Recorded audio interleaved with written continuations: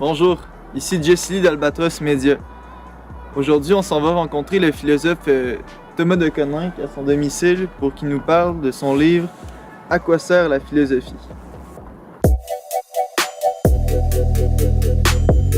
Alors, bonjour Monsieur de Coninck. Bonjour. Merci de vous accueillir chez vous.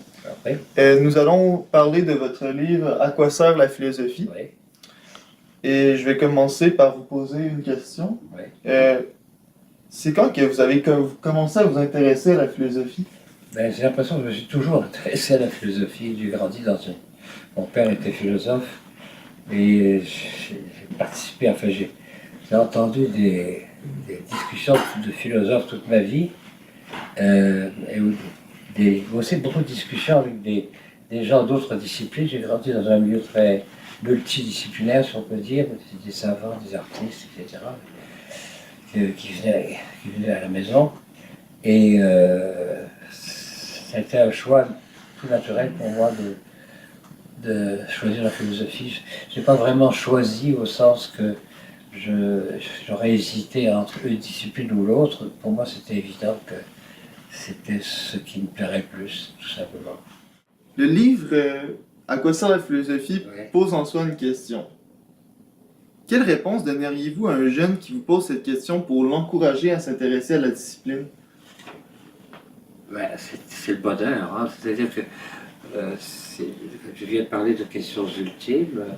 Les questions ultimes, ça veut dire le sens de la vie, avant toute chose, le bonheur, où est le bonheur,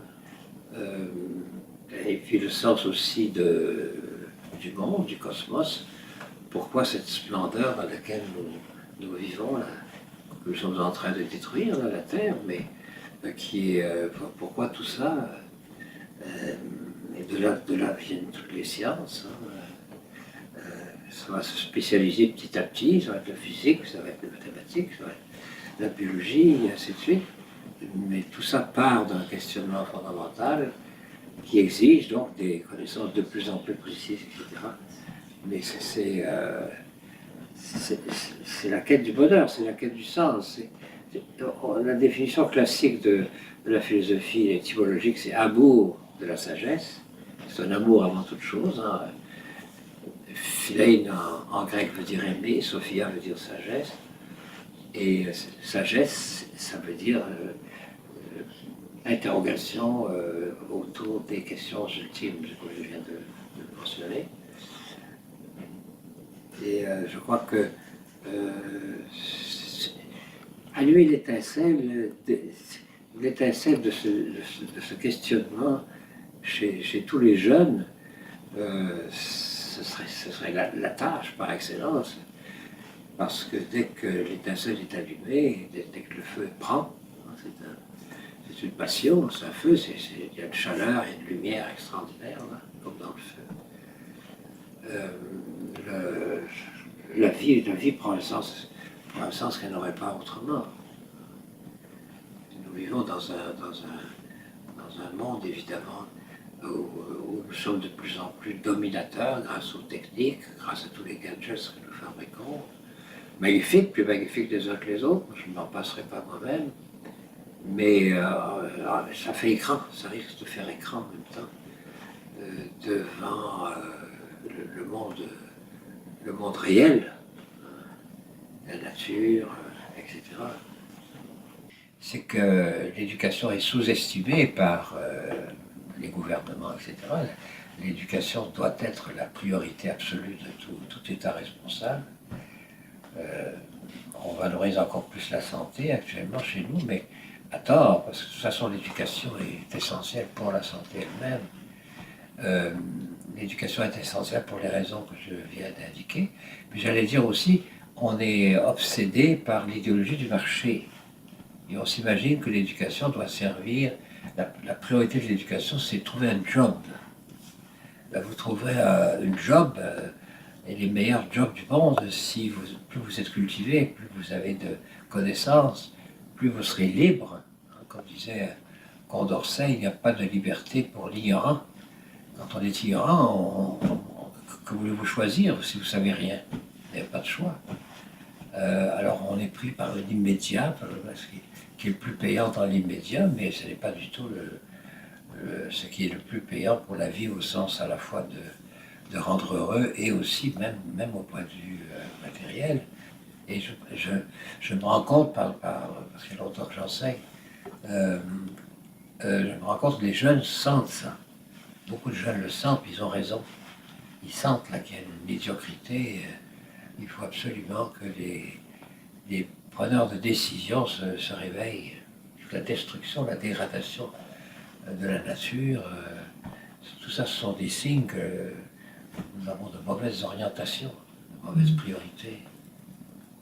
Les jeunes, c'est vous autres que ça concerne, c'est votre avenir, c'est vous là qui est important. Bientôt, on ne sera plus là, nous les vieux. Dans votre livre À quoi sert la philosophie, vous dites Victorio Hussle, je le prononce bien, Hussle, insiste à son tour sur le fait que l'on appelle philosophie la recherche du tout et de l'un qui permettent d'aplanir les déchirements de la conscience d'une époque. Car la contrainte à la spécialisation cause des torts immenses. Le gestionnaire qui ne pense qu'en chiffres, le généticien dont les connaissances en écologie sont dépassées par celles de n'importe quel collégien, l'interniste qui ne sait rien des lois de la psyché humaine, tous ces spécialistes sont des dangers de l'humanité. Il appartient à la philosophie de déterminer la place des sciences particulières dans le tout du savoir, parce qu'en tant que sciences particulières, elles ne peuvent pas apercevoir.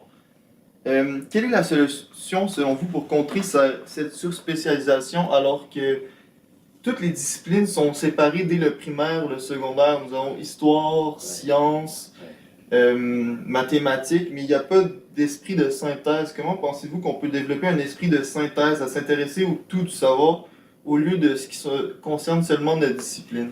Oui. Je vais prendre une analogie. Si vous étudiez la main, une partie du corps humain, la main, l'œil, etc., et que vous le faites en faisant abstraction du tout, c'est-à-dire du corps humain.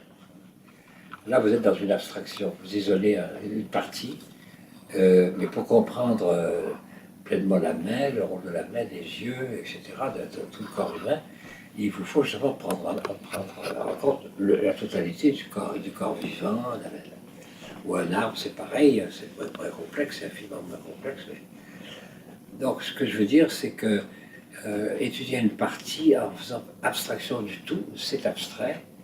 La connaissance concrète, d'ailleurs le mot concret le révèle, vient du verbe concrescere en latin qui veut dire croître ensemble.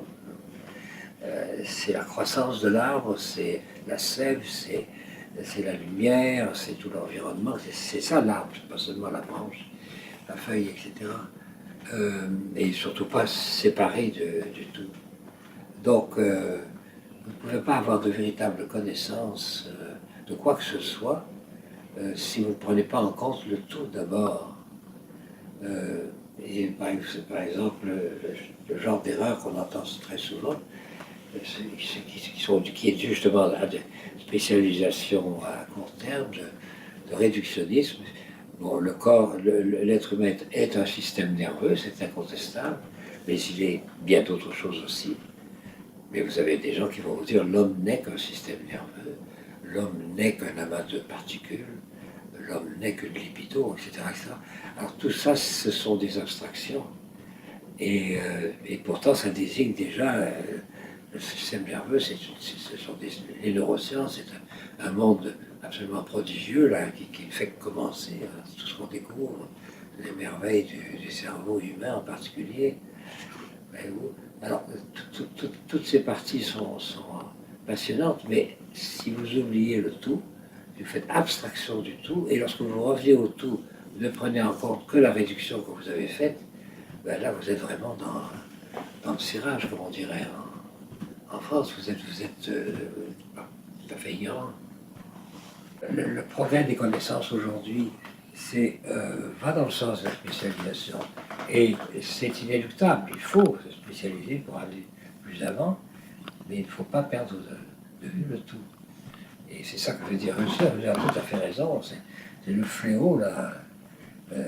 Alors les experts, on consulte des experts en économie, etc., ils sont souvent des techniciens de tel ou tel aspect, mais qui n'ont pas la vision totale. Et ça rejoint un peu ce que je disais tout à l'heure pour la nécessité de la philosophie, puisque la philosophie a toujours eu pour but le tout, justement. C'est ça qu'il a toujours défini. Et c'est ce qui définit le questionnement humain au départ et toujours, doit toujours. Et pourquoi est-ce que pourquoi le cosmos est-il si prodigieux? Pourquoi ces milliards de galaxies, etc. Ça c'est passionnant, ça c'est important. Et donc les sciences sont capitales, le savoir est capital, mais il faut qu'il soit animé par et soutenu par une vision qui prend en compte l'unité, en fait. On dit bien univers, univers, univers aussi humain. Dans le livre, vous dites aussi, tout être humain, disions-nous, est d'une certaine manière philosophe, Oui. en ce sens qu'il possède des conceptions philosophiques avec lesquelles il ou elle oriente sa vie. Une vision globale, une réponse sur le sens de son existence qui sont à tout le moins implicites en sa vie, même si elles y sont certes souvent peu critiquées. La question que je vais poser, c'est de quelle façon pensez-vous qu'on peut encourager les jeunes à cultiver leur esprit philosophique et leur esprit critique, et en particulier ceux qui ne vont pas à l'université ou qui ne sont pas allés au cégep? Ça, c'est vous qui avez ajouté ça. Ouais. Non, c'est une très bonne question. Ben, c'est-à-dire que, oui, nous avons tous, chaque être humain a sa philosophie de la vie, c'est-à-dire il a des choix, il est plus ou moins conscient des fois, mais enfin, il a une philosophie qui peut être très très sommaire, mais qui peut aussi être très développée. Chacun a une conception de ce qu'il veut dans la vie, ce qu'il voudrait, plus ou moins critique, c'est-à-dire plus ou moins, il y a plus ou moins de discernement, de mise en question, etc. Donc tout le monde a une philosophie, et justement le souhait, qui devrait être celui de tout le monde, c'est que ce soit une philosophie aussi concrète, aussi réaliste et aussi utile, si on peut dire, que possible pour sa propre vie et pour la vie de tous les êtres qui l'entourent, qui l'aiment, la famille, ses amis, etc., la société, le bien commun et tout ça. Aristote faisait remarquer que même la négation de la philosophie est une position philosophique, et c'est vrai, parce que si vous, pour nier la philosophie, il faut que vous argumentiez, il faut que ou alors vous ne dites rien, vous dites non, mais si vous dites simplement non, vous ne dites rien. Donc si vous voulez vraiment nier la philosophie, il faut que vous en fassiez. On ne peut pas en sortir. Bon, ça c'est le premier point. Mais là, vous avez... Ça voudrait... Je veux dire que, s'agissant des études, maintenant, là, à la fin de votre question, vous avez soulevé ça, le cégep et puis même l'école allemande, comment faire pour qu'il y ait l'interrogation. Ben, c'est sûr que ça commence dès l'enfance, tout ça. Et l'enfance est tout à fait déterminante. Et là, c'est vraiment le rôle de la famille, hein, des parents en particulier, de faire le maximum pour que l'enfant soit aussi éveillé que possible, instruit que possible. On sait maintenant que la plasticité neuronale est à son meilleur jusqu'à peu près 11 ans. C'est-à-dire jusqu'à 11 ans, un enfant peut apprendre beaucoup plus vite et aisément beaucoup de choses que plus tard. Il peut apprendre 3 langues en même temps, dans des conditions favorables évidemment. Là, si vous soyez entouré de gens qui parlent ces 3 langues, mais c'est relativement facile pour l'enfant. Donc l'enfant a beaucoup de capacités, et je pense qu'on le sous-estime souvent ça. Et aussi, qui est capital, c'est la dimension affective. Ça, c'est la toute première dimension de notre être, hein, cette capacité d'aimer. Il faut respecter et cultiver et permettre à cette capacité que chaque enfant a par nature. Il faut lui permettre de s'épanouir au maximum. Il faut que l'enfant soit entouré d'affection, d'amour, etc. en même temps. Alors ça, même s'il n'y a pas d'études développées ensuite, idéalement, ça serait mieux qu'il y en ait, toujours. c'est déjà un acquis très important, c'est l'acquis le plus important, je dirais. Donc là, il y a vraiment une responsabilité de la famille comme telle. Et comme les familles sont souvent fragmentées, etc., ben c'est sûr que ça devient de plus en plus problématique. Mais c'est important d'être conscient de cette réalité-là, de sorte que s'il y a des divisions, etc., dans les familles, il faut trouver le moyen de compenser pour que l'enfant pâtisse le moins possible. Pour conclure cet entretien, je vais vous citer. L'histoire l'a démontré d'innombrables fois.